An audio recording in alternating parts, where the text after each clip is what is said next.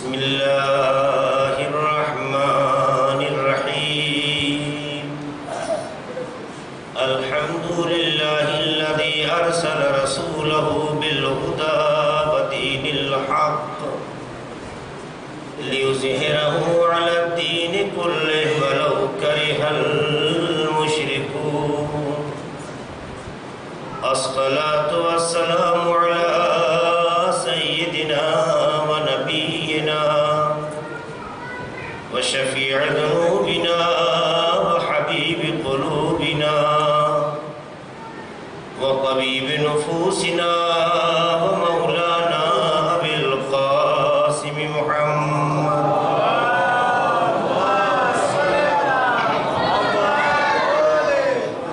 وعلى أهل بيته الطيبين الطاهرين المعصومين المظلومين الذين أذهب الله عنهم الرجس وطهرهم تطهيرا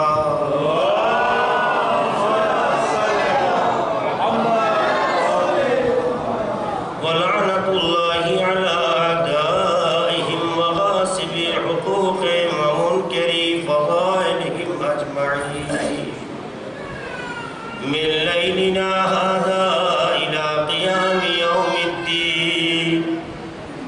أما بعد فقد قال رسول الله صلى الله عليه وآله وسلم أكرموا العلماء فإنهم ورثة الأنبياء من أكرمهم فقد أكرم الله ورسوله صلى الله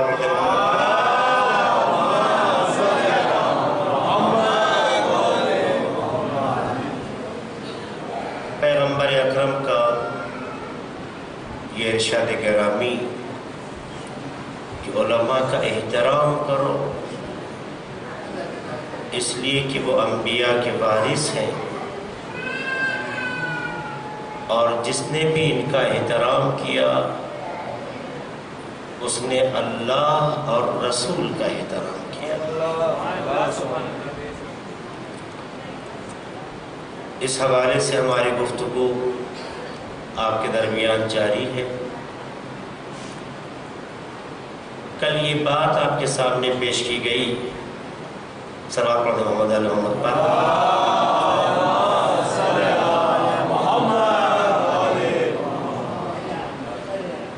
کہ علماء کا دائرہ اختیار کیا ہے، کہاں تک ان کا اثر ہوتا ہے،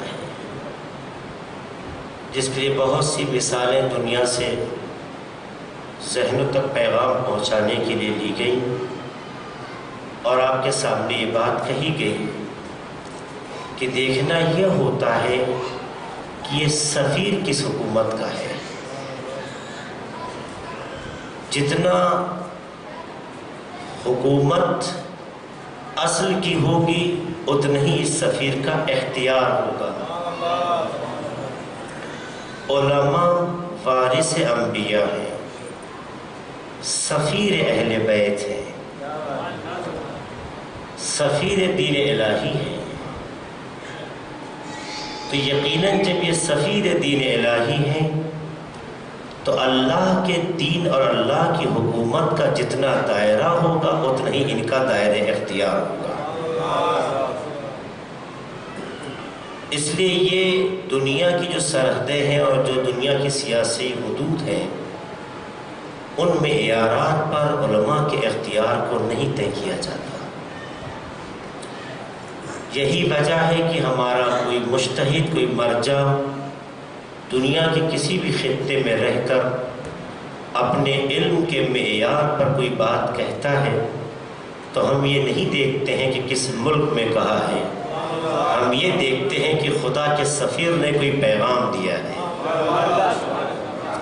اور ظاہر ہے کہ خدا کی حکومت دنیا کے ہر قابل تصور خطے پر ہے، تو جہاں جہاں پروردگار کی حکومت کا تصور ہے وہاں وہاں ان کے اختیارات ہیں. یہ وہ اختیار ہے جو خدا نے یہ دیے ہیں. لفظ علماء کہنا اس بات کی علامت ہے کہ یہ علماء علم سے بنا ہے۔ اس کا مطلب یہ ہے کہ انبیاء کے وارث عالم ہوں گے، جاہل نہیں ہوں گے، اور جن کی اتباع کرنی ہے ان کا بھی تعلق علم سے ہوگا۔ یعنی خدا کی یہ حکمت ہے کہ انسانوں کو ایسے کی اتباع کا حکم دیتا ہے کہ جن کے پاس علم ہو۔ علم کی اتباع اور پیروی کا خدا حکم دیتا ہے، جہل کی اتباع خدا نہیں کرواتا۔ جب یہاں تک بات واضح ہو گئی تو یقیناً یہ حدیث بھی اس کے لیے اور مؤید اور تائید کے عنوان سے ہوگی کہ جس میں پیغمبر فرماتے ہیں العلماء ورثۃ الانبیاء۔ ایک دوسری حدیث ہے کہ علماء انبیاء کے وارث ہیں۔ اس کے بعد کا جملہ بہت قیمتی ہے، بہت اہم ہے، یحبہم اہل السماء۔ علماء انبیاء کے وارث ہیں۔ وراثت کا مفہوم بتا چکا، وارث کس زاویے سے قابل تصور ہے، یہ ساری باتیں آپ کے حوالے ہو چکی ہیں۔ علماء انبیاء کے وارث ہیں۔ آپ غور سے سنیں پہلے اس بات کو، پھر نتیجہ بہت اہم ہے۔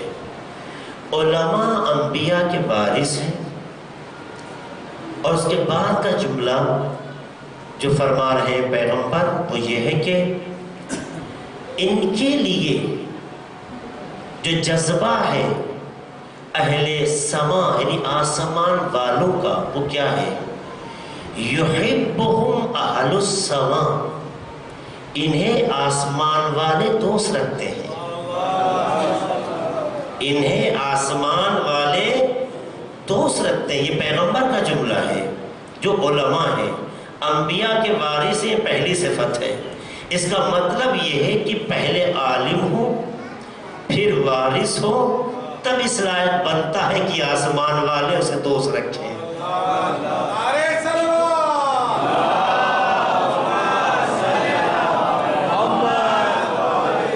معصوم کے کلام میں جو الفاظ کی ترتیب ہوتی ہے خود کسی بیان اور حکمت کو پیش کرتی ہے۔ اب آپ دیکھیے کہ اس میں ترتیب کیا؟ العلماء ورثۃ الانبیاء، عالم وارث، وراثت علم کے بغیر نہیں۔ اس کا مطلب یہ ہے کہ کائنات میں اگر کوئی یہ دعویٰ کرتا ہے کہ میں انبیاء کا وارث ہوں تو یہ دیکھو وہ عالم ہے یا جاہل ہے۔ اگر عالم ہے تو وارث ہے، اگر عالم نہیں ہے تو لاکھ دعویٰ کرے وہ وارث انبیاء نہیں ہوگا۔ اگر یہ بات تاریخ میں لوگوں کو سمجھ میں آتی تو زہرا سے بحث نہ کرتے۔ اے صلوات پڑھتے محمد آل محمد پر۔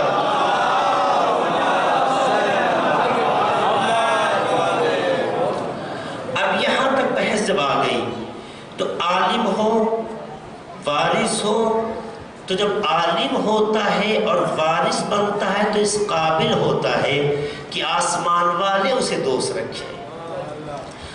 دنیا میں لوگوں کی بڑی خواہش ہوتی ہے کہ لوگ انہیں چاہیں، لوگ انہیں دوست رکھیں۔ یہ چاہت بری نہیں ہے، یہ چاہت بتاتی ہے کہ دوسرے چاہیں، اس کا کہیں نہ کہیں رشتہ فطرت سے ہے۔ یہ چاہت کا جذبہ یہ بتا رہا ہے کہ کہیں نیچر میں یہ بات رکھی گئی ہے کہ لوگ اسے چاہیں۔ چاہنے سے محبت بڑھتی ہے، چاہنے سے رغبتیں بڑھتی ہیں، چاہنے سے نفرتیں دور ہوتی ہیں، چاہنے سے قربتیں بڑھتی ہیں۔ چاہنے میں، محبت میں بہت سے عناصر پوشیدہ ہیں۔ تو چاہت کا جذبہ برا نہیں ہے، لیکن سامنے والا چاہ بھی رہا ہے یا نہیں یہ ثابت ہونا بہت اہم مرحلہ ہے۔ چاہت کا جذبہ رکھنا اور ہے، سامنے والا چاہتا بھی ہے یہ اور ہے۔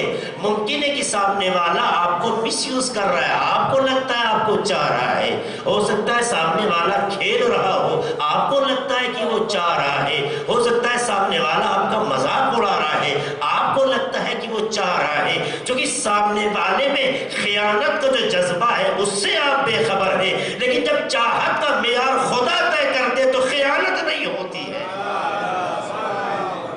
چاہت کا جب معیار خدا طے کرنے لگے تو وہاں خیانت نہیں ہوتی ہے، ورنہ آدمی چاہت کے جذبے میں اتنا غرق ہو جاتا ہے کہ یہ فیصلہ لینا چھوڑ دیتا ہے کہ سامنے والا دھوکہ کر رہا ہے، سامنے والا مس یوز کر رہا ہے، سامنے والا مذاق اڑا رہا ہے، سامنے والا مس یوز کر رہا ہے، یعنی یہ جذبہ ذہن میں آتا ہی نہیں ہے، شاید اس لیے کہ چاہت پاک ہوتی ہے، چاہت کا جذبہ خالص ہوتا ہے، چاہت کے جذبے میں وہ چیزیں کار فرما ہوتی ہیں کہ آدمی نگیٹو منفی چیزوں کو ذہن میں آنے نہیں دیتا ہے، اگرچہ ایسا نہیں ہے کہ وہ ان باتوں سے بے خبر ہے، مگر چاہت میں یہ بات نہیں آنے دیتا ہے۔ لیکن خدا جہاں کہہ رہا ہو کہ محبت ہم دلوں میں ڈالیں گے، محبت ہم پیدا کرائیں گے، تو اس کا مطلب یہ ہے کہ نہ ہمارا چاہت غلط ہے نہ محبت غلط ہے۔ اگر یہاں خدا یہ کہہ رہا ہے اور خدا کا پیغمبر یہ اعلان کر رہا ہے کہ جو انبیاء کے وارث ہیں یحبہم اہل السماء، آسمان والے اسے دوست رکھتے ہیں، تو آسمان والے کون ہیں؟ آپ مجھے بتائیے، آسمان والے کون ہیں جو آسمان پہ ہیں؟ اگر آسمان والوں کے افراد کے بارے میں بحث کرنا چاہتے ہیں تو دو تین چیز جو ہے وہ بہت اہم ہے۔ ایک زیرو کے اعتبار سے، ایک زیرو ہے جن میں روح پائی جاتی ہے، حیات پائی جاتی ہے، یا وہ فرشتہ ہے یا وہ انسان ہے۔ فرشتوں میں بہت سے درجات اور کیٹیگریاں ہیں، سارے فرشتے اہل السماء کہلاتے ہیں، اور کچھ زیرو انسان بھی ہیں جو اہل السماء ہیں، جناب خضر، جناب ادریس، جناب الیاس، جناب عیسیٰ انسان ہے، زمین پر آ کے اہل السماء ہو گئے، ہے نہیں؟ انہیں اللہ نے کسی کو چرخے چہاروں پہ، کسی کو اور مختلف جگہوں پہ رکھا، اہل السماء میں آئے۔ پتہ چلا اہل السماء میں انبیاء معصوم، اہل السماء میں فرشتے جو خود معصوم، پتہ چلا اہل السماء عصمتی مرحلے کا نام ہے، گنہگار لوگوں کی جگہ نہیں ہے۔ تو علماء کو چاہنے والے کا معیار طے ہو گیا، علماء کو ہر کوئی نہیں چاہتا، جہاں عصمتی مزاج ہوتا ہے وہاں علماء کی محبت ہوتی ہے۔ صلاح کرتے محمد والے محمد پر۔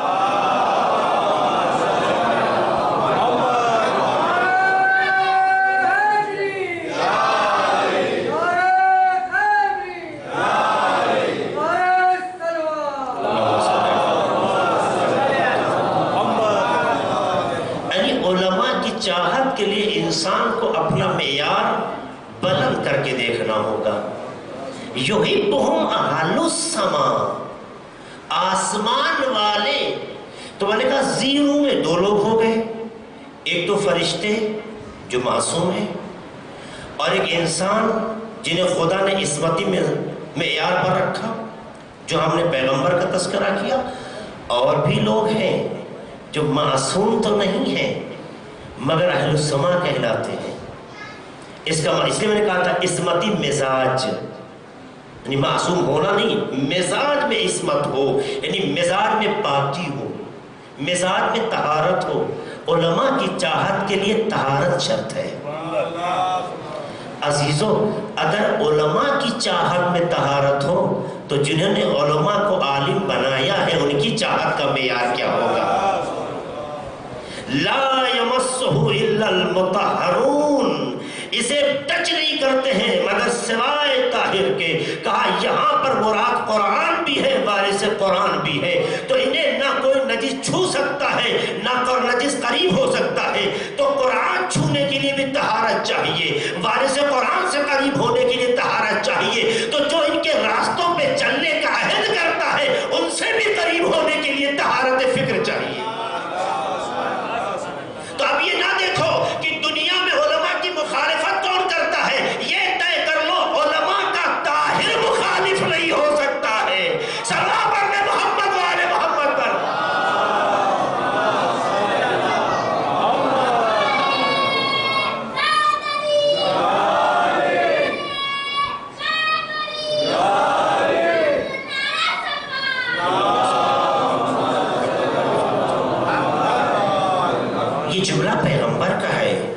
معصوم کا جملہ ہے، شک و شبہ کی گنجائش نہیں ہے، روایت معتبر ہے، ہماری معتبر کتابوں میں یہ روایت موجود ہے۔ تو وہ لوگ جو کہ عالم ہیں، انبیاء کے وارث ہیں، دوسرا فائدہ کیا ہوا کہ ان کے لیے محبت کا جذبہ اہل سما رکھتے ہیں، آسمان والے رکھتے ہیں۔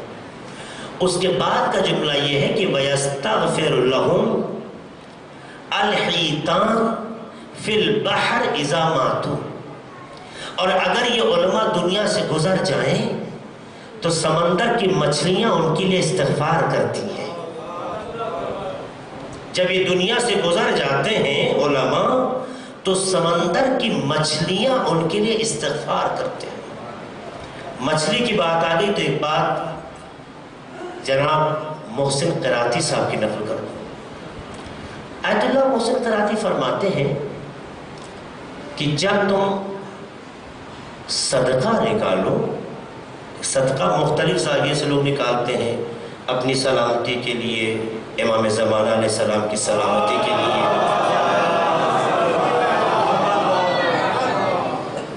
آیت اللہ محسن قراتی جملہ کہتے ہیں جب تم صدقہ نکالو سلامتی کا تو تمہاری نیت تنگ نظری والی نہیں ہونی چاہیے، وسیع ہونی چاہیے۔ کیوں؟ کہتے نہیں پتا تمہیں کہ تمہاری حیات اور تمہاری زندگی کی شادابی میں کن کن لوگوں کا حق ہے۔ تمہیں نہیں پتا ہے کہ تمہاری زندگی میں کس کا حق ہے، یہ تمہیں نہیں پتا ہے، پر خدا کو پتا ہے۔ لہذا صدقہ نکالو تو کہو خدایا جو ہماری حیات کے لیے، جو ہماری حیات کی تراوت اور شادابی کے لیے وسیلہ ہے، خدایا ان سب کی سلامتی کے لیے صدقہ نکالتا ہوں۔ یہاں تک کہ وہ مچھلی، شیل مچھلی یا دوسری وہ بڑی مچھلیاں جو دریا میں ہوتی ہیں، کہا ان کے لیے بھی نکالو۔ جانتے ہیں کیوں؟ یہ ان کا جملہ میرا نہیں، میں خالی نقل قول کر رہا ہوں، اور اس میں وزن ہے جملے میں۔ کہتے ہیں اس کی وجہ یہ ہے کہ سمندر میں جو بڑی بڑی شیل اور شیل جیسی دوسری جو مچھلیاں ہیں، یہ جو بڑی بڑی مچھلیاں رکھی گئی ہیں، ان کا ایک مقصد ہے۔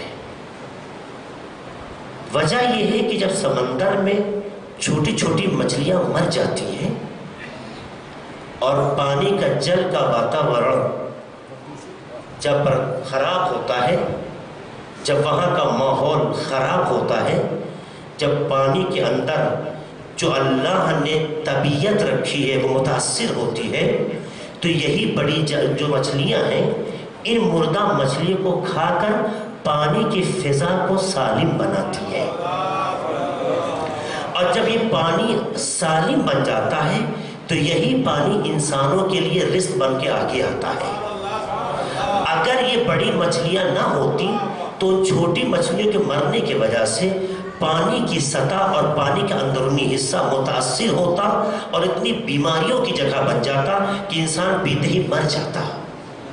لہٰذا وہ مردہ مچھلیوں کو کھا کے پانی کی سطح اور پانی کی فضا کو سالم اور پاک بناتی ہے، اور یہ کھا کے ان مچھلیوں کو انہیں لقمہ اجر بنا کر، اپنا نوالہ بنا کر آپ کے لیے فضا اور زمینہ ہموار کرتی ہے کہ تاکہ جو پانی آپ تک پہنچے وہ صاف ستھرا ہو، تاکہ آپ کی زندگی صحیح سالم ہو۔ لہٰذا ان مچھلیوں کا بھی تمہاری زندگی پہ حق ہے جنہیں خدا نے دریا میں رکھا ہے۔ تو کہا یاد رکھنا تمہیں نہیں پتا ہے کہ کائنات میں کتنی چیزیں ہیں جو تمہاری زندگی کے لیے وسیلہ ہے، تمہیں خبر نہیں ہے۔ تو جب صدقہ سلامتی کا نکالو تو سب کے لیے تصور کرو، تو سوچو جو رگ حیات کائنات ہو، امام زمانہ علیہ السلام، حق بنتا ہے کہ ان کا بھی صدقہ نکالا جائے۔ سلام علیہ محمد و آل محمد پر۔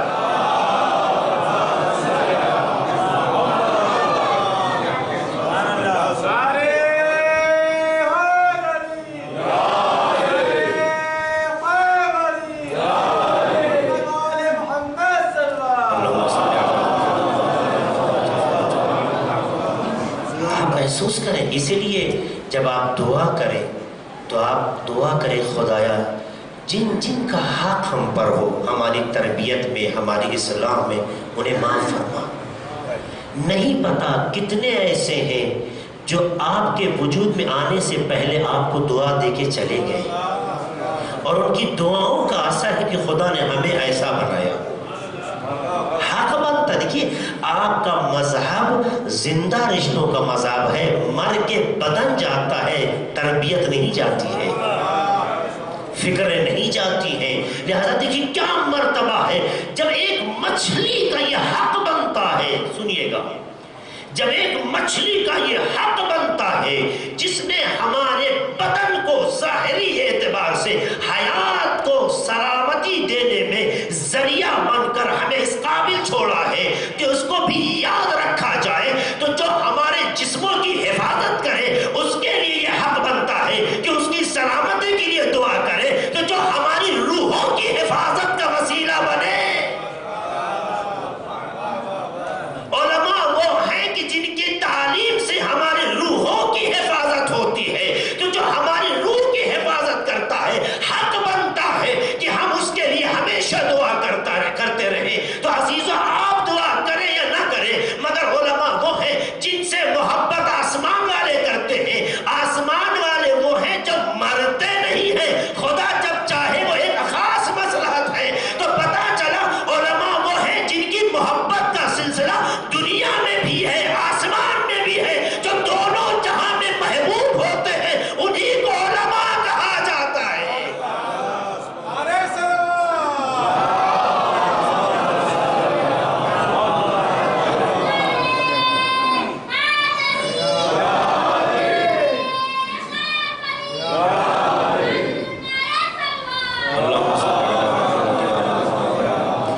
اب وہ تو حدیث یاد ہے جو پہلے دن میں نے پڑھی تھی، چھوٹی چھوٹی، من زار العلماء فقد زارنی، اس حدیث کو ملائیے اس سے۔ پیغمبر نے فرمایا کہ جس نے علماء کی زیارت کی اس نے میری زیارت کی۔ پیغمبر کی زیارت زندہ کرتے ہیں، مردہ نہیں کیا کرتے۔ پیغمبر کی زیارت کی یعنی ایسا سلسلہ آپ کو دیا ہے کہ جب بھی آپ کے دل میں آخری نبی کی محبت کا جذبہ جوش مارے تو اللہ نے آپ کو اس محبت کو پروان چڑھنے سے روکا نہیں ہے۔ ان کے ایسے وارث پیدا کیے ہیں کہ جاؤ ان سے ملاقات کرو، گیا وقت کے پیغمبر کو دیکھ رہے ہو۔ یہی وجہ ہے کہ جو زائر زیارت کے لیے جاتے ہیں، آیت اللہ سستانی سے ملتے ہیں، آیت اللہ خامنہئی کو دیکھنا چاہتے ہیں، مراجع کو دیکھنا ایسا ہے جیسے وقت کے نبی کی زیارت ہو رہی ہو۔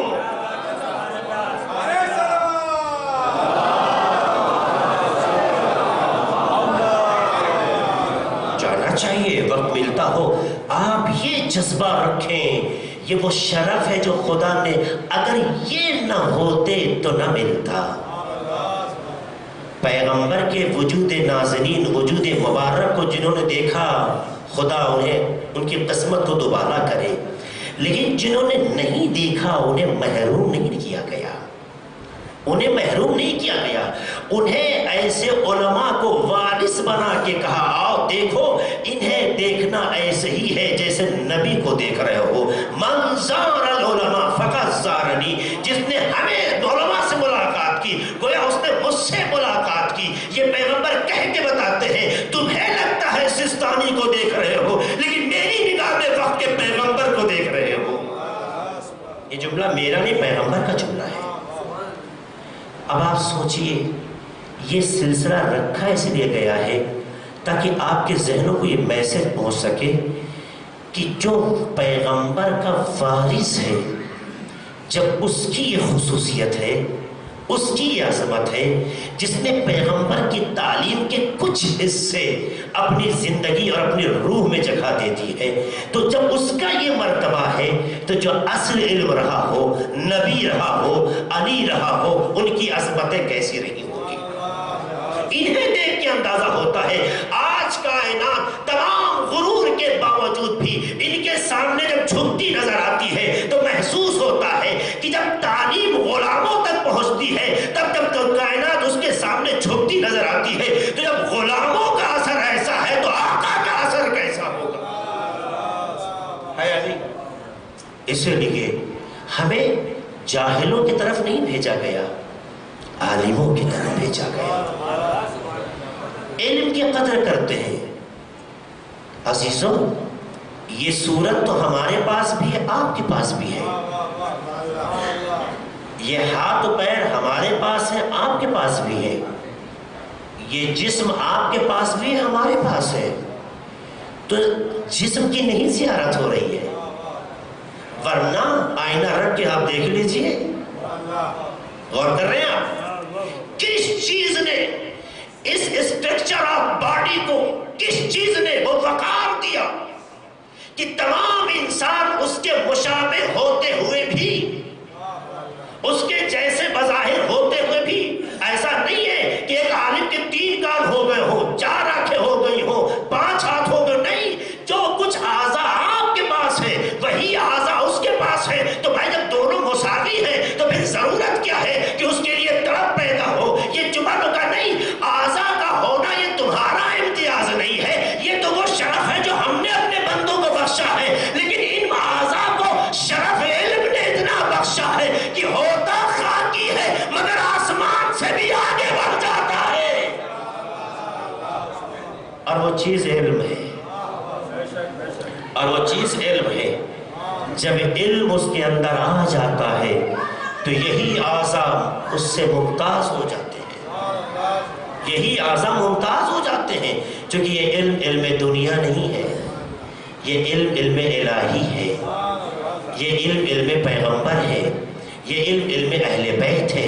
ورنہ دنیا میں اتنے ڈاکٹرز ہیں، اتنے انجینئرز ہیں، اتنے آرکیٹیکٹ ہیں، اتنے ماہرین فنون و موضوعات ہیں، آپ کس کا ہاتھ چومتے ہیں؟ کس کا ہاتھ چوم کے آپ شرف محسوس کرتے ہیں؟ بتائیے۔ احترام سب کا کرتے ہیں مگر ہاتھ چوم کے شرف محسوس کرتے ہیں؟ نہیں محسوس کرتے ہیں۔ تو کیوں عالم کا ہاتھ چوم کے شرف محسوس کرتے ہیں؟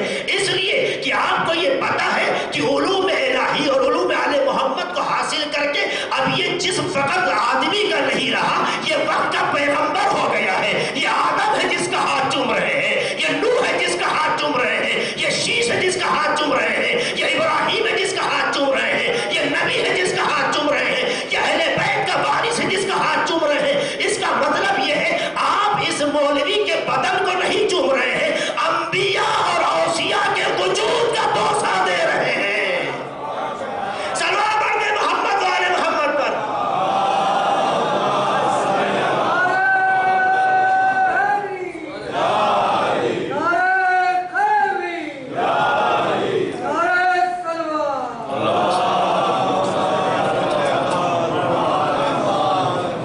کل ایک جملہ کہا تھا، دنیا آپ سے کیوں ڈرتی ہے؟ آپ نے کس کا کیا بگاڑا ہے؟ نہ کسی کا گھر جلایا، نہ کسی کے گھر پہ حملہ کیا، نہ کسی کو مارا پیٹا، نہ کسی سے انتقامی جذبے کا مظاہرہ کیا۔ یہ دنیا آپ سے کیوں نفرت کرتی ہے؟ کیوں ڈرتی ہے؟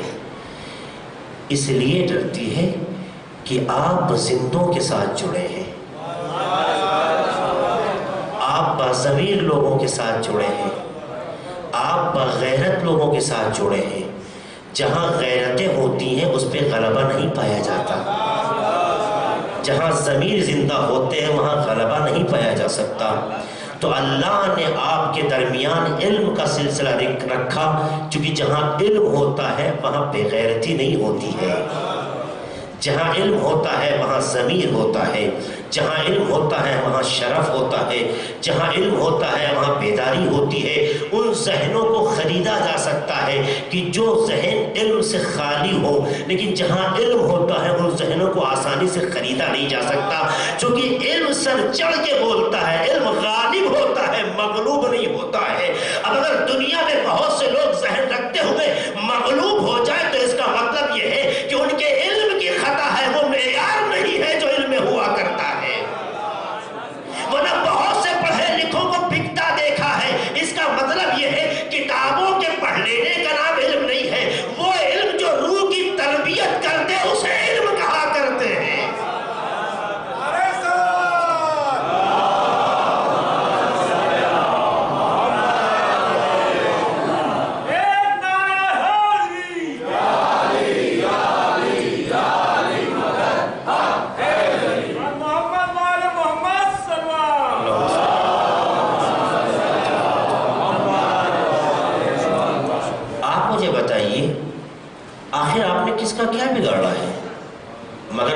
سے اس طرح سے کیوں جو ہے پیش آتے ہیں؟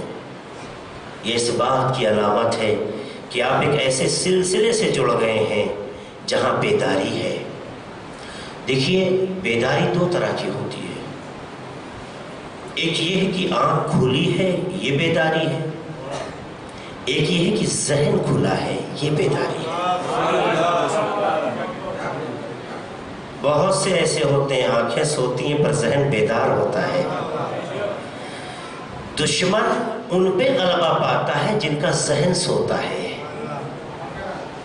یہ دنیا میں دشمن جو غلبہ پاتا ہے یہ ان پر پاتا ہے جن کا ذہن سوتا ہے، اور ذہن کو بیدار علم کرتا ہے۔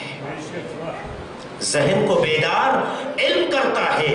اگر دنیا میں آج آپ پہ کوئی غالب نہیں ہو پایا تو اس کی وجہ یہ ہے کہ آپ میں کہیں نہ کہیں ذہن بیدار ہے، اور ذہن کی بیداری کی سب سے بڑی علامت یہ ہے کہ علماء جو وارثین انبیاء ہیں وہ ذہنوں کو بیدار کرنے کے لیے آپ کے درمیان موجود ہیں۔ تو جہاں ذہن بیدار ہوتا ہے وہاں کبھی کامیابی نہیں پائی جاتی ہے۔ تعداد پہ نہ جائیں، اس لیے کہ اسلام نے پہلے دن سے دکھایا ہے غلبے کے لیے افراد معیار نہیں ہوتے ہیں، ان کے اندر صفات معیار ہوتی ہے۔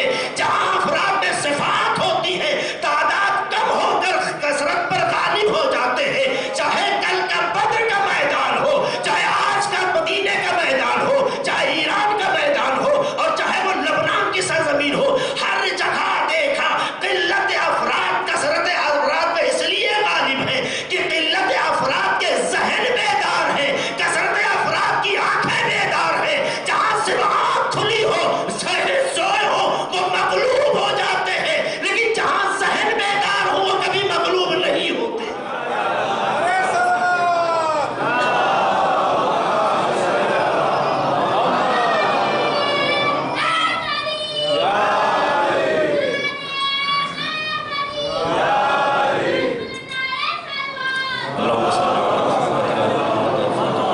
میں آپ کو واقعات میں نہیں لے جانا چاہتا، ورنہ واقعات بہت زیادہ ہیں۔ علامہ ہرلی اپنے زمانے کے بہت بڑے مجتہد و مرجع، یہ وہ مرجع اور مجتہد ہیں جو 12 سال کی عمر میں مجتہد مسلم تھے، اور چونکہ تقلید کے لیے بنیادی شرط یہ ہے کہ بالغ ہو، اس لیے ان کی تقلید نہیں ہو سکتی تھی اس وقت، ورنہ علم کے اعتبار سے اس منزل پر آ گئے تھے کہ ان کی تقلید علم کے معیار پہ کی جا سکتی ہو۔ لیکن علم ہونے کے باوجود چونکہ بلوغ نہیں تھا اس لیے تقلید نہیں ہوئی۔ اس کا مطلب یہ ہے کہ شیعیزم جو ہے احساسات سے نہیں اصول سے آگے بڑھتا ہے، احساسات سے نہیں اصول سے بڑھتا ہے علم، مگر چونکہ دوسری صفت بلوغ نہیں ہے اس لیے تقلید نہیں ہو سکتی۔ ان کے سامنے ایک وقت ہے یہودی ایک کہتا ہے یہ حدیث میں نہیں مانتا کہ علماء انبیاء کے بارے سے میں نہیں قبول کرتا۔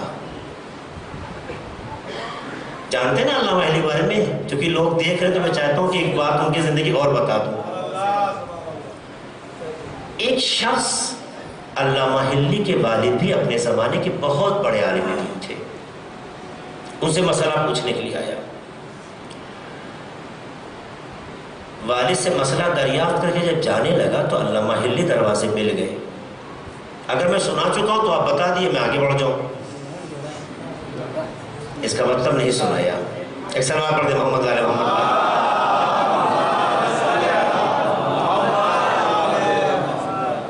مسئلہ ایک شخص نے پوچھا ان کے والد سے، ان کے والد بزرگ تھے، اپنے وقت کے بڑے عالم دین تھے۔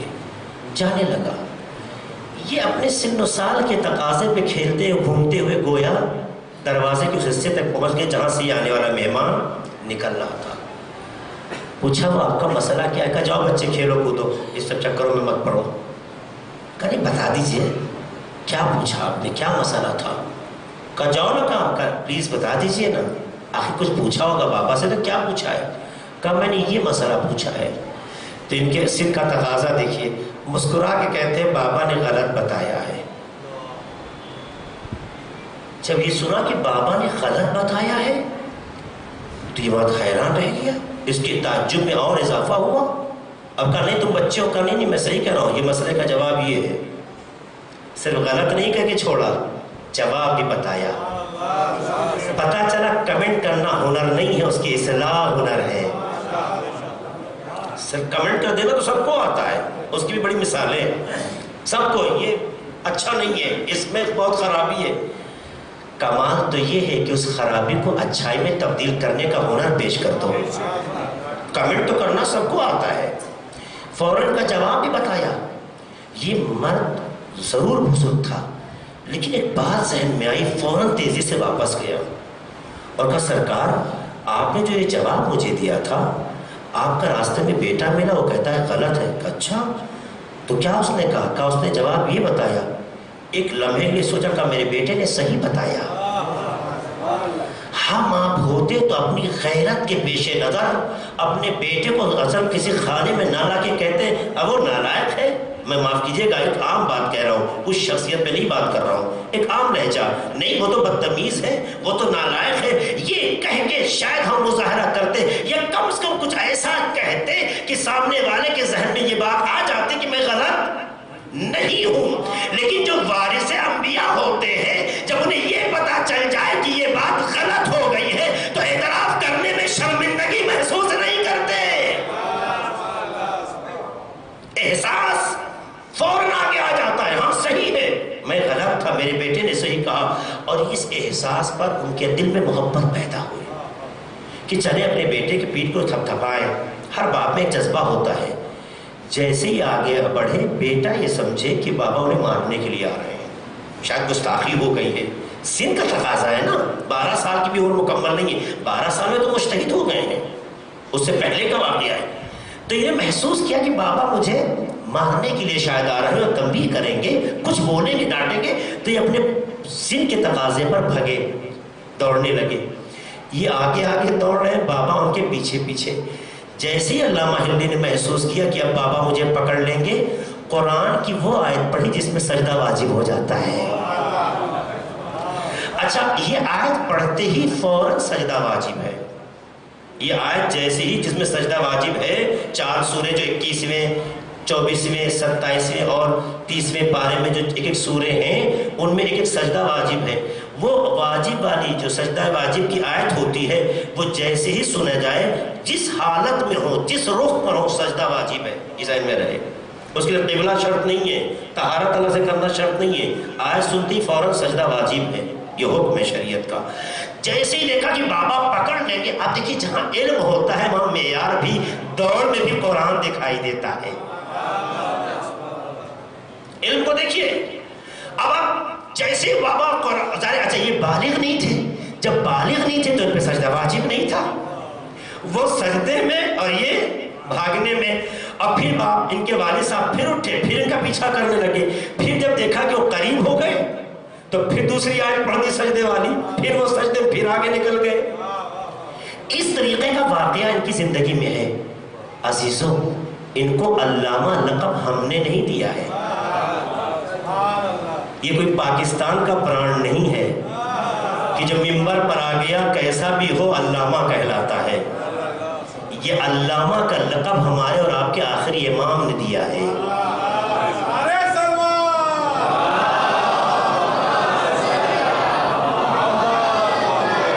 پورا ایک واقعہ میں نہیں سنانا چاہوں گا اس موقع پر. علامہ کا لقب اس ذہن میں رہے کہ علامہ کا لقب انہیں آپ کے امام نے دیا ہے. امام کوئی کام فارمیلٹی والا نہیں کرتے. اگر امام وقت کا یہ علامہ لقب دے رہا ہو تو آپ سوچیں کتنا بڑا ہوگا. اب آپ دیکھیے یہ عمر ان کی تھی. یہودی نے ان سے کہہ دیا کہ یہ حدیث پیغمبر کی جو تم لوگ بیان کرتے ہو یہ صحیح نہیں ہے. کہا کیوں؟ قطعاً تم لوگ وارث انبیاء نہیں ہو سکتے، کیونکہ ہمارے نبی موسیٰ ان کا معجزہ تھا. ان کا معجزہ یہ تھا کہ وہ عصا اژدہا بن جاتا تھا. کہا اچھا. سامنے عصا پڑا ہوا تھا، ایک ڈنڈا پڑا تھا. علامہ ہلی کے واقعات میں لکھا ہے ایک مرتبہ نگاہ کی وہ اژدہا بن گیا. ایک بار نگاہ کی اژدہا بن گیا. کہ یاد رکھنا میرے پیغمبر کے جملے پہ شک نہ کرنا. اگر وہ عالم وارث انبیاء ہے تو اس کا معیار بھی ویسے ہو سکتا ہے جیسے انبیاء کا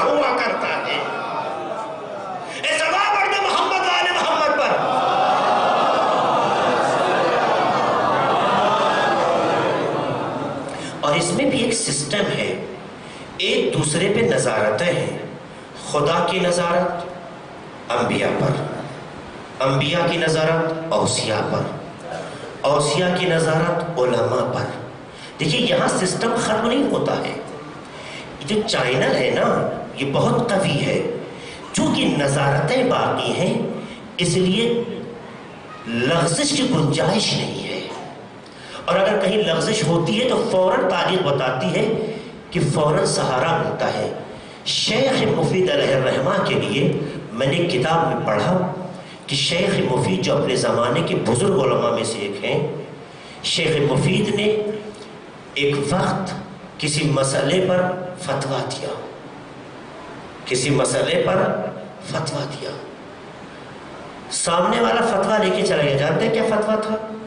اگر کوئی بچہ ماں کے شکم میں ہو اور ماں مر جائے.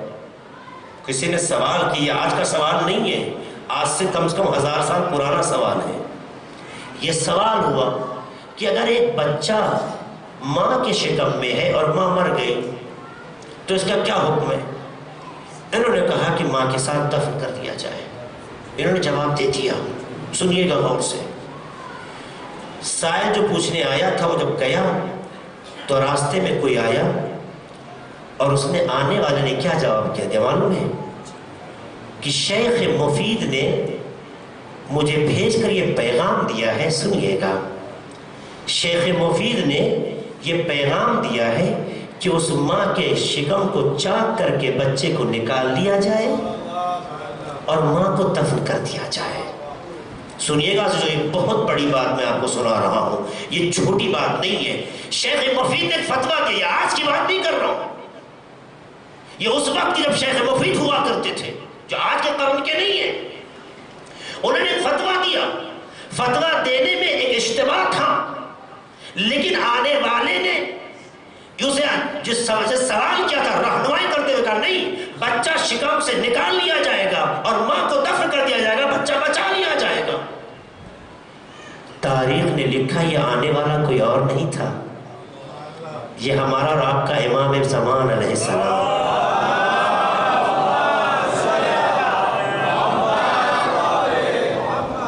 اور آنے کے بعد کیا کہتے ہیں؟ جملے میں دقت کیجیے گا. کیا کہتے ہیں؟ انداز گفتگو. شیخ مفید نے یہ پیغام دیا ہے. کہہ سکتے تھے کہ شیخ مفید نے جو کہا ہے اس میں کچھ کمی ہے، صحیح جواب یہ ہے، یا کوئی دوسرا راستہ بھی ہو سکتا ہے. مگر وقت کا امام انداز گفتگو دیکھیے. جہاں علماء کی عزت کے بچانے کا جذبہ ہوتا ہے وہاں امام دکھائی دیتے ہیں. اور انداز دیکھیے، شیخ نے یہ پیغام دیا ہے کہ ماں کے شکم سے بچہ نکال لیا جائے. جیسے ہی شیخ مفید تک یہ خبر آئی انہوں نے یہ عہد کر لیا کہ آج کے بعد سے میں فتویٰ نہیں دوں گا. غور کر رہے ہیں آپ؟ چونکہ گویا ایک انسان کا خون نہیں ہو رہا تھا، ایک انسانیت کا خون ہو جاتا اگر بچہ دفن ہو جاتا. میں آج کے بعد یعنی گویا ان کو یہ احساس ہوا، یہ میں تاریخ کے جملے نقل کر رہا ہوں، ان کو یہ احساس ہوا کہ نہیں مجھے فتویٰ دینے کا حق نہیں ہے، ابھی وہ پختگی نہیں آئی ہے، ورنہ مجھ سے ایک انسانیت کا خون ہو جاتا. عزیزو یہ احساس وہی پیدا ہوتا ہے جہاں علم ہوتا ہے، جہاں نفس ہوتا ہے وہاں یہ احساس نہیں ہوتا ہے. یاد رکھنا 11ویں امام کا جملہ کیا ہے؟ من کان من الفقہاء صائنا لنفسہ حافظا لدینہ مخالفا لہویٰ مطیعا لامر مولا فللعوام ان یقلدوا. فقہاء میں سے جن میں یہ صلاحیت ہو، جو اپنے دین کے محافظ ہو، اپنے نفس پہ کمانڈ رکھتے ہو، اپنی خواہشات کے مخالف ہو، اپنے آقا اور مولا کے مطیع فرما بردار ہو، جن میں یہ خوبیاں ہو، جن پہ صلاحیت علم نہیں ہے وہ ان کی تقلید کریں. یہ جملہ کہہ کے بتایا تقلید اس کی ہوتی ہے جو عالم ہوتا ہے، تقلید اس کی ہوتی ہے جو محافظ ہوتا ہے، تقلید اس کی ہوتی ہے جو خواہشات نفس کا مخالف. یہ جملہ کہا اور انہیں احساس ہوا، ورنہ اگر نفس کا انسان اسیر ہو، ورنہ ہماری آپ کی مثال دیکھ لیجئے، جو نہیں جانتے اس میں بھی اتنے اعتماد کا مظاہرہ کرتے ہیں، جو نہیں جانتے اس میں بھی اتنے اعتماد کا مظاہرہ کرتے ہیں کہ مکمل جہل ہے لیکن مکمل علم کا ارادہ کر کے پیش کرتے ہیں، جسے جہل مرکب کہتے ہیں، جسے یہ بھی نہیں پتا کہ ہمیں کیا نہیں پتا۔ ایک سلام پڑھ دے محمد آل محمد پر۔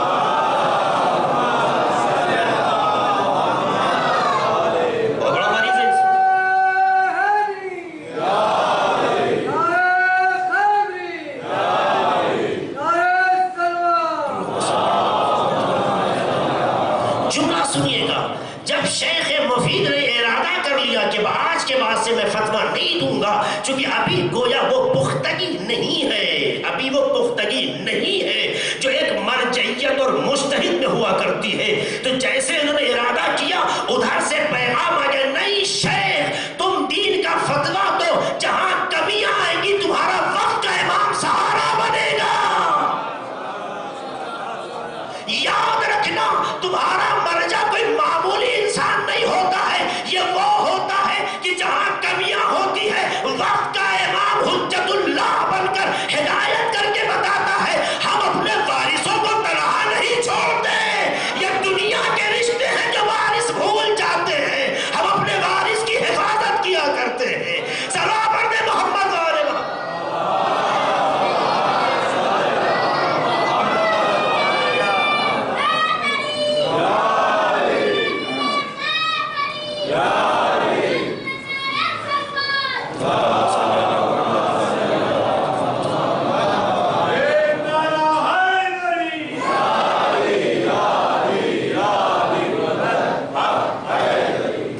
بات ذہن میں رہے کہ آپ کا جو مرجع ہوتا ہے، آپ کا جو مجتہد ہوتا ہے، اسے تائید امام حاصل ہوتی ہے، اور جسے تائید امام حاصل ہوتی ہو وہ غلط نہیں ہوتا، وہ غلط نہیں ہوتا ہے۔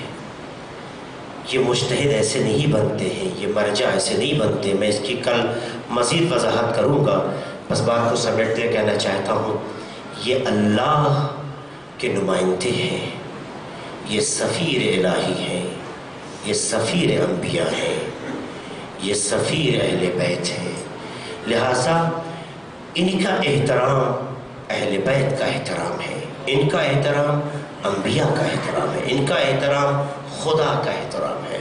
فقط اکرم اللہ و رسولہ، اللہ کا احترام، رسول کا احترام۔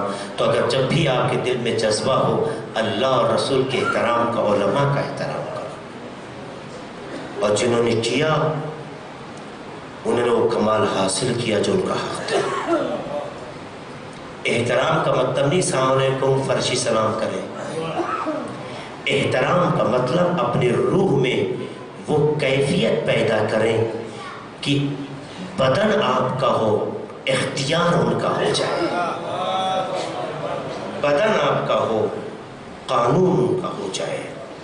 اگر یہ ہے تب اسے احترام کہتے ہیں، ورنہ تو مکاری بہتوں کو آتی ہے۔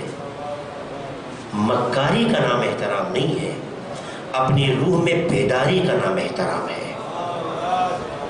عزیزو، یہ مرجعیت اتنی بڑی طاقت ہے کہ دنیا اسے پہچانے، سمجھے یا نہ سمجھے، مگر دنیا میں جو مغز متفکر کہلاتے ہیں، جو ٹیلنٹڈ انٹیلیجنٹ کہلاتے ہیں، جو سمجھدار کہلاتے ہیں، دنیا جن پر ایک حساب کرتی ہے کہ ان میں صلاحیتیں ہیں، وہ یہ سمجھ چکے ہیں کہ جب تک اس قوم کے پاس یہ مرجعیت کی طاقت ہے، اس قوم کے ضمیروں کو خریدا نہیں جا سکتا۔ میں مختلف موقع پہ اشارہ کر چکا ہوں اس کے مصادیق کو، یہ یوں نہیں ہے۔ لہٰذا ہمیں اہل بیت علیہ السلام نے تربیت کر کے ایسے علماء دیے ہیں کہ جو ہمارے دین اور آخرت کو سنوارتے ہیں، اور جن سے مل کر ہم گویا رسول اور اہل بیت کی زیارت کرتے ہیں۔ عظمت آغا سستانی خمینی اور خامنائی بلندتر سلوات۔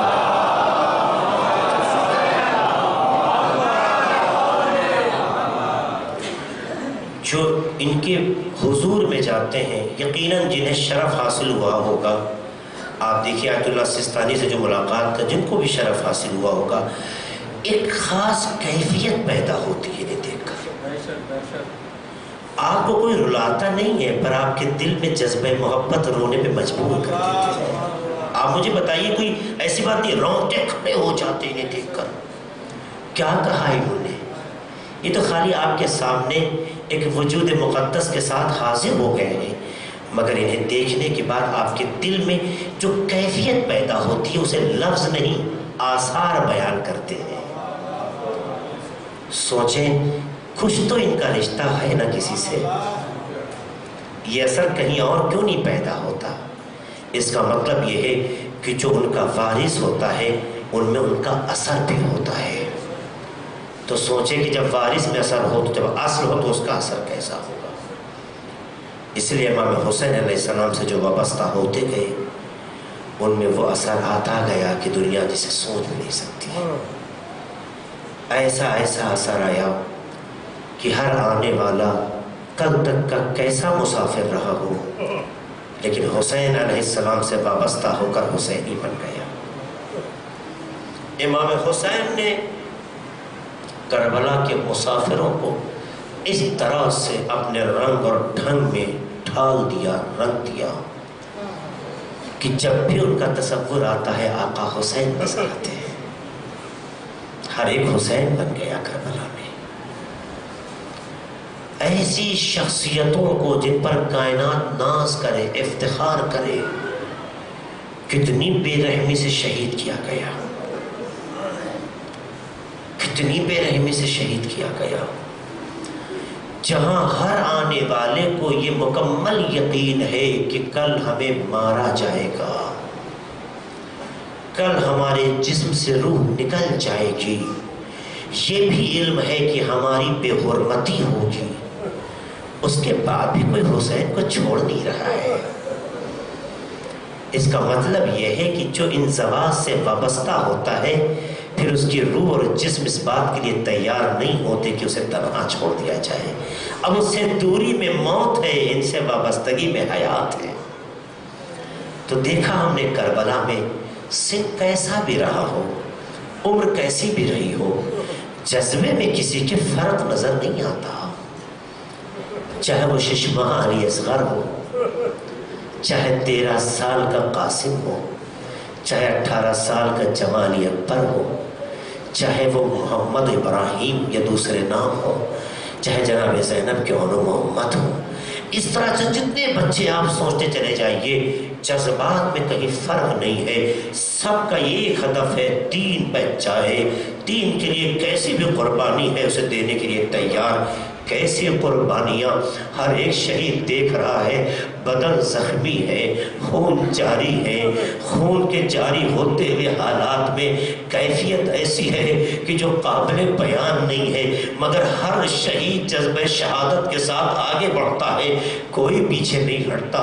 مگر اے عزادارو، شہادت کے بعد بظاہر انسان کا جسم اور دنیا سے راستہ بظاہر رابطہ ختم ہو جاتا ہے، لیکن کربلا کے مسافروں کی سختیاں کتنی عظیم ہیں کہ جہاں پر صبح سے روز عاشور، صبح سے کربلا والوں نے امتحان پہ امتحان دیا ہے، کبھی کسی کا لاشا، کبھی کسی کا جنازہ، کبھی عنو محمد کا جنازہ، کبھی جناب قاسم کی پامال شدہ لاش، کبھی جناب علی اکبر کے جنازے کے ٹکڑے، تو یہ ہے کہ جناب عباس کی بے رحمانہ شہادت، یہ تمام چیزیں کربلا والے دیکھ بھی رہے ہیں، سن بھی رہے ہیں۔ صبح سے ایک ایسی منزل ہے، صبح سے ایک ایسا مرحلہ ہے جہاں پہ ہر دل سہما ہوا ہے، بیویوں پہ کیا گزر رہی ہے خدا جانے، بچوں پہ کیا گزر رہی ہے خدا جانے، وہ کیا قیامت کا منظر رہا ہوگا۔ خدایا ہمارے سامنے تو اگر 2 جنازے بھی اپنے عزیز کے آ جائیں تو ہم اسے دیکھ کے برداشت نہیں کر سکتے، لیکن کربلا کی زینب نے 18 بھائیوں کے جنازے دیکھے۔ خدایا کربلا والوں نے تو ایسا ماحول دیکھا ہے، جہاں میں دیکھا تو یہ تھا، بچپن سے دیکھا یہ تھا کہ کسی کے گھر جب میتیں ہو جاتی ہیں لوگ پرسہ دیتے ہیں، لوگ تعزیت دیتے ہیں، لوگ درد بانٹتے ہیں، لوگ غم بانٹتے ہیں، لیکن کربلا والوں کی یتیمی عجیب یتیمی ہے۔ حسین کی شہادت کے بعد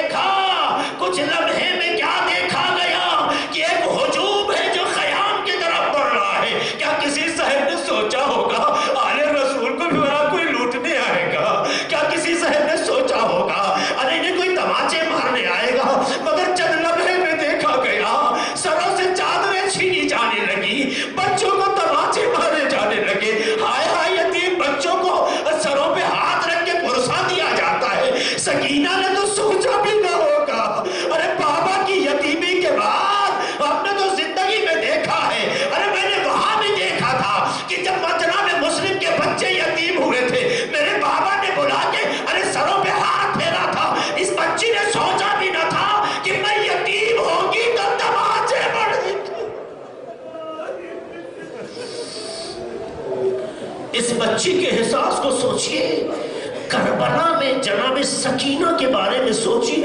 میں کچھ فراز جناب سکینہ کے ترتیب بار مسائل نہیں بیان کر سکوں گا، میں کچھ فراز بیان کرنا چاہتا ہوں۔ آج شب شہادت جناب سکینہ ہے، عزادارو سننا، غور سے سننا، حق ہے۔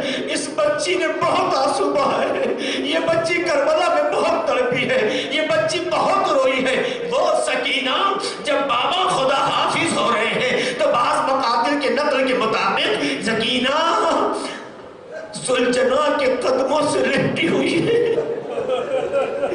بابا کے گھوڑے میں صبح سے دیکھ رہی ہوں، جو گیا ہے واپس نہیں آیا، کیا مجھے بھی یتیم کر دو گے؟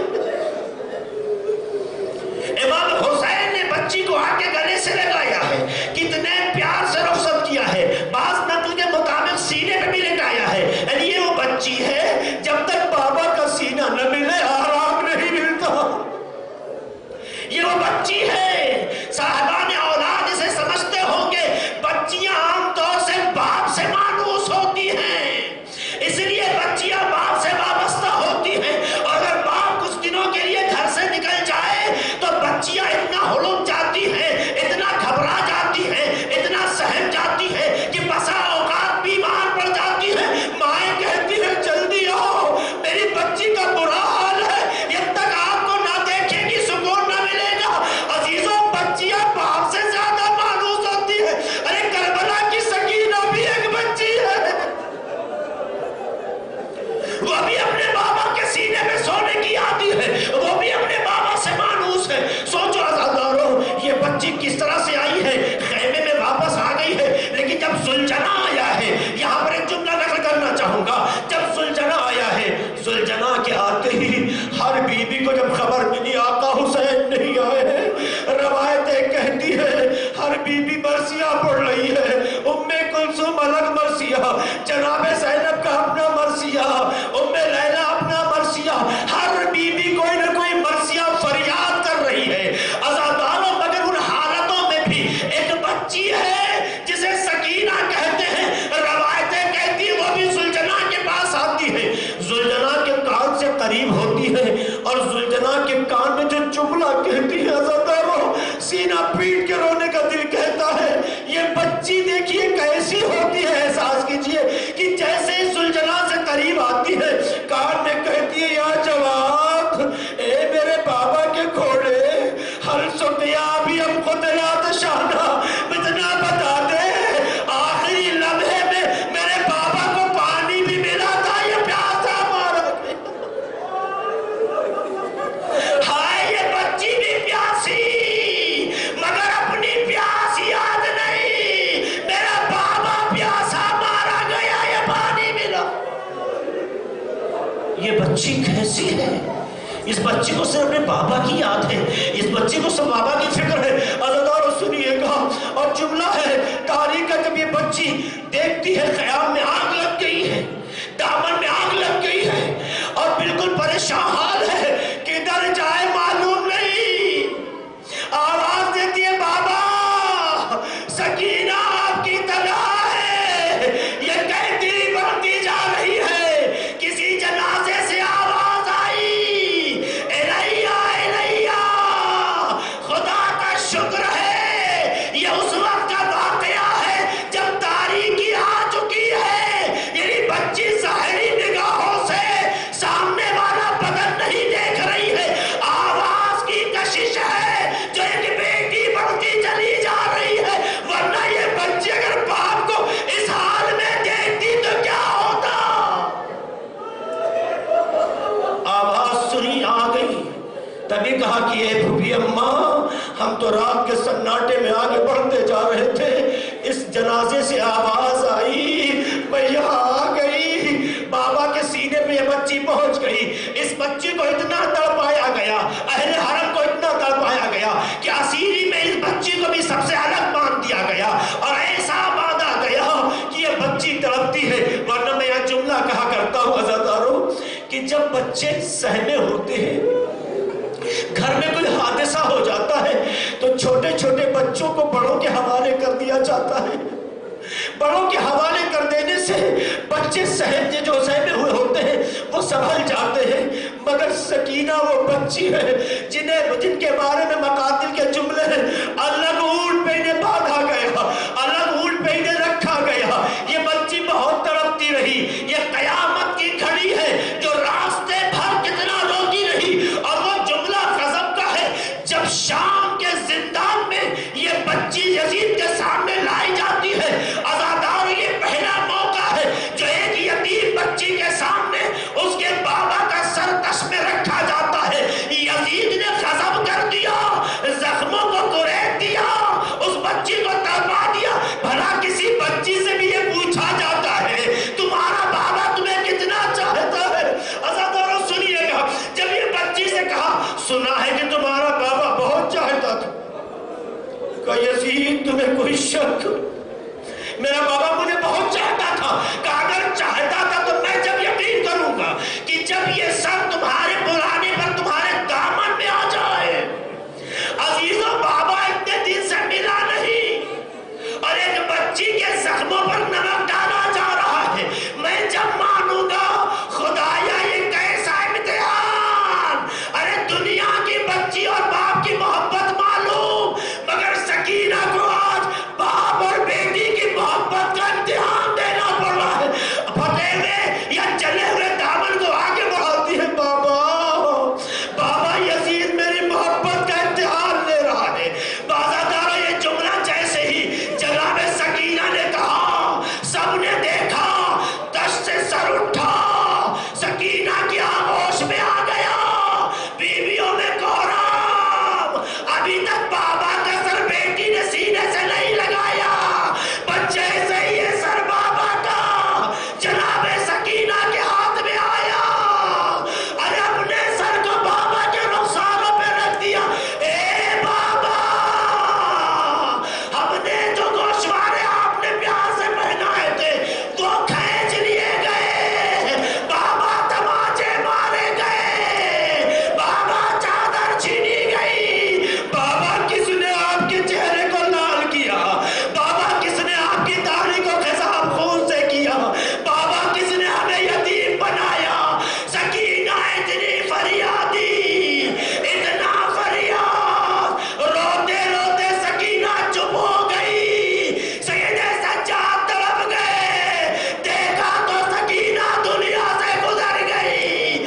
عزاداروں، ایک جملہ کہنا چاہوں گا، جناب شیخ عباس قمی کے حوالے سے کہا جاتا ہے سکینہ اتنا بابا کے لیے روئی ہے زندان شام میں، اتنا روئی ہے جناب سکینہ زندان شام میں، کہ جب جناب سکینہ کے قبر میں پانی آ گیا اور اس زمانے کے عید اللہ کو خواب میں بتایا گیا کہ قبر میں پانی ہے، اس بچی کی قبر کو منتقل کیا جائے، تو جس عالم دین نے اس وقت قبر سے جناب سکینہ کا جسد مقدس اٹھایا، یہ آثار لکھے کہ جناب سکینہ کے چہرے پر اب بھی نیل تھا، اور آنکھ سے چہرے کی طرف باقاعدہ ایک گہرا نشان، یہ نشان یوں ہی نہیں، آنسوؤں کے رفتار سے رخسار جناب سکینہ پہ اثر پڑ گیا، جو مرنے کے بعد بھی آثار میں باقی۔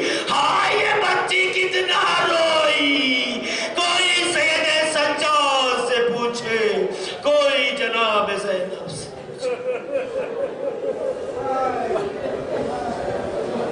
سيعلم الذين ظلموا أي منقلب ينقلبون۔ خدا ہمارے سے مقدس عمل قبول فرما، خدا ہمارے گناہوں کو بخش دے، خدایا ان آنسوؤں کا واسطہ ہے، تمام بیماروں کو شفائے کامل عاجل عطا فرما، خدایا ہمارے بزرگوں کا سایہ ہمارے سروں پہ باقی رکھ، جو بزرگ دنیا سے گزر گئے جا رحمت و مغفرت میں جگہ عطا فرما۔ خدایا تیرے حسین کی یاد دنیا میں جہاں بھی لوگ مناتے ہیں ان کی جان مال عزت آبرو کی حفاظت فرما۔ خدایا تمام مومنین و مومنات کی جو حاجتیں تمنائیں ہیں ان کے حق میں مسلط پذیر و شرف قبولیت عطا فرما۔ خدایا ہم سب کو دین کے راستے پہ جینے مرنے کی توفیق عطا فرما۔ خدایا تجھے واسطہ ہے محمد علی محمد کا، ہمارے تمام علماء کرام بالخصوص مہاراج اعظام کی حفاظت فرما۔ خدایا ہمارے وطن عزیز ہندوستان میں امن و امان قائم کر۔ خدایا تجھے واسطہ ہے محمد علی محمد کا پرچم جمہوریہ اسلام ایران کو سربلندی عطا فرما۔ خدا تجھے واسطہ محمد علی محمد کا امام زمانہ کے ظہور میں تاجیل فرما، ہم سب کو ان کے اعوان و انصار میں شمار فرما، ماتم حسین